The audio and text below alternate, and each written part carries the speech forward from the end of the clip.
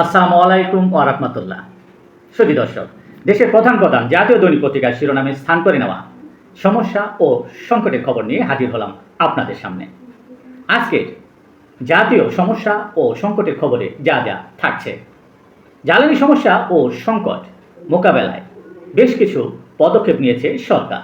যেমন অফিস চলবে সকাল ৯টা থেকে ৪টা পর্যন্ত, মার্কেট বন্ধ সন্ধ্যা ৬টায়, ব্যাংক খোলা থাকবে সকাল ৯টা থেকে বেলা ৩টা পর্যন্ত। তীব্র জ্বালানি সংকটে পণ্য খালাস অচল অবস্থা দেখা দিয়েছে। মংলা বন্দরে অলস পড়ে আছে লাইটার। শিল্পে উৎপাদন ব্যাহত, প্রতিদিন বিলম্ব মাসুল গুনতে হচ্ছে হাজার হাজার ডলার। ১৬ ঘন্টা পর সিলেটে পেট্রোল পাম্পগুলোতে ধর্মঘট প্রত্যাহার। জ্বালানি সংকটে দুর্ভোগে সাধারণ মানুষ। ময়মনসিংহের টাউন হল পেট্রোল পাম্পে জ্বালানি তেলের অপেক্ষায় হাজার হাজার মোটরসাইকেল আরোহী। জ্বালানি দুর্ভোগের মূলে মজুতদারি বলছে সরকারের পক্ষ থেকে। অনেক পাম্পে তেল নেই সাইনবোর্ড টানিয়ে দেওয়া হয়েছে।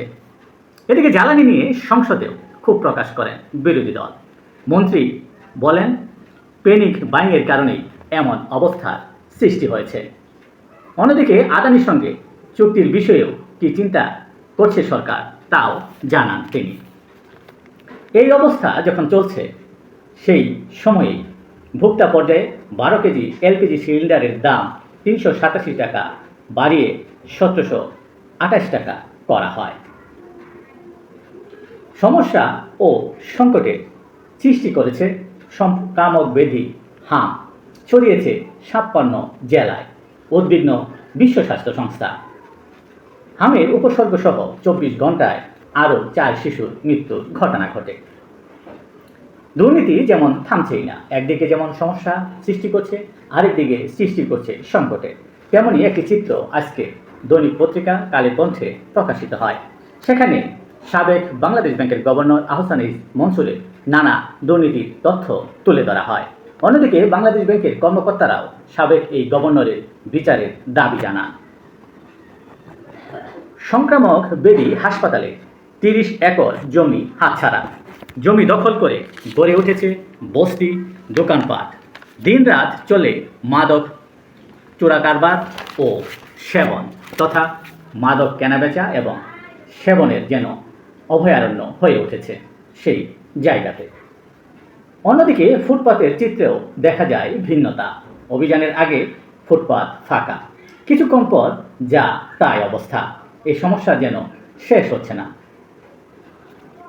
দেশের রাজনৈতিক সমস্যা এবং সংকটের খবরে আজ দৈনিক পত্রিকাগুলোর শিরোনামে স্থান করে নিয়েছে যে খবরগুলো, তার মধ্যে থাকছে গণভোটের রায়ের মধ্যে দিয়ে জুলাই সনদ বাস্তবায়ন ও সংবিধান সংস্কার নিয়ে সৃষ্ট জটিলতা তথা সমস্যা এবং সংকটের খবরে।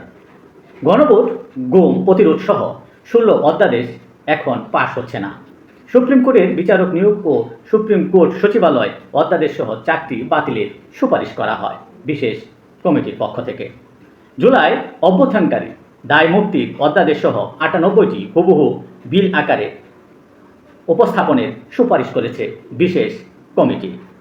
এদিকে গণভোটের রায় বাস্তবায়নের দাবিতে কাল বিক্ষোভ সমাবেশের ডাক জামায়াত ঐক্য জোটের। দেশের প্রধান প্রধান জাতীয় দৈনিক পত্রিকাগুলোর শিরোনামে স্থান করে নেওয়া আন্তর্জাতিক সমস্যা ও সংকটের মধ্যে আজ যা যা থাকছে।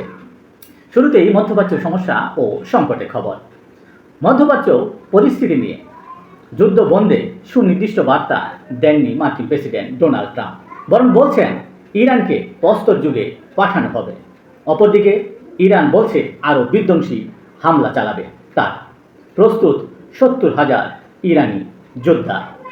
সিএনএনের এক্সক্লুসিভ প্রতিবেদনে বলা হয়, ট্রাম্পের অবিরাম মিথ্যা ইরানের সামরিক সক্ষমতা নিয়ে চাঞ্চল্যকর রিপোর্ট প্রদান করে সংবাদ মাধ্যমটি। বিশ্বজুড়ে জ্বালানি সংকট, দেশে দেশে নানা পদক্ষেপ। বাব আল মানদেব বন্দর বন্ধের হুমকি হুতিদের।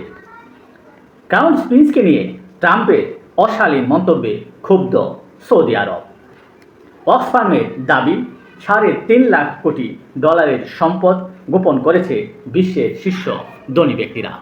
এই ছিল দেশের প্রধান জাতীয় দৈনিক পত্রিকার শিরোনামে স্থান করে নেওয়া সমস্যা ও সংকটের খবরগুলো, যা নিয়ে এতক্ষণ আপনাদের মাঝে উপস্থিত ছিলাম। আজকের মতো এখানেই, আবারও দেখা হবে আগামীকাল ঠিক একইভাবে। সে পর্যন্ত অবশ্যই ভালো থাকবেন, সুস্থ থাকবেন।